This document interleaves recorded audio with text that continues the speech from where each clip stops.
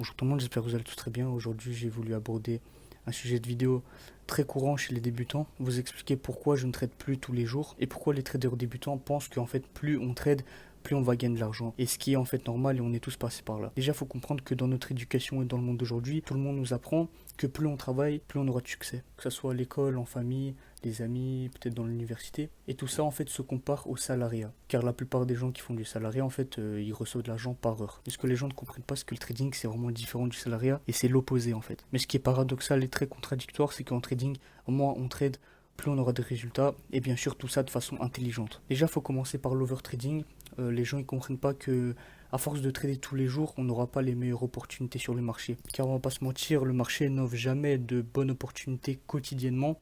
Sinon voilà, tout le monde serait riche, tout le monde serait rentable, etc. etc. Et ce que j'ai compris avec mon expérience, c'est que trader moi, en fait, ça permet de sélectionner des opportunités à très forte probabilité. Et ces fortes probabilités, vous vous en doutez, il n'y en aura pas tous les jours, pas tous les heures. La deuxième raison, c'est la charge mentale et la psychologie. Il faut savoir que le trading quotidien, en fait, ça impacte très fortement le mental. On stresse beaucoup.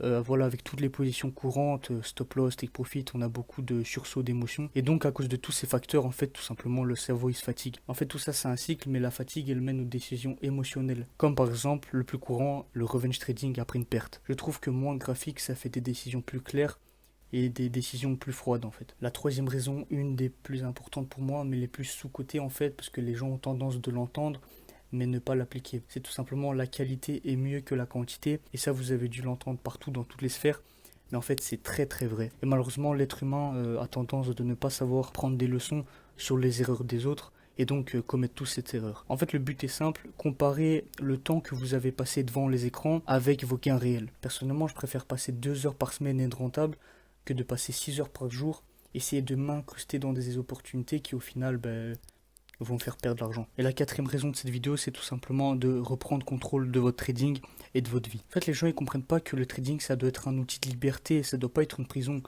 Vous devez pas être là à analyser toute la journée et au final, vous n'avez pas eu de setup et vous avez perdu 6 heures par jour juste pour rien, quoi. Bien sûr, au début, vous devez toujours apprendre, c'est l'apprentissage, ça prend du temps, etc. Mais il y a du temps pour tout. Et franchement, j'étais la première personne à être obsédée par le trading.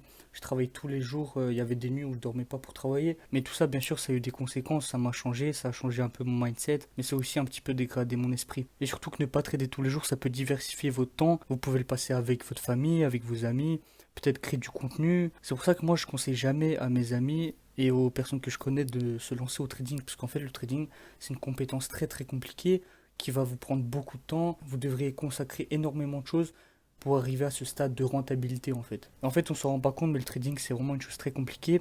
Et voilà, les gens sur les réseaux, ils disent que on est juste là assis à cliquer sur un bouton.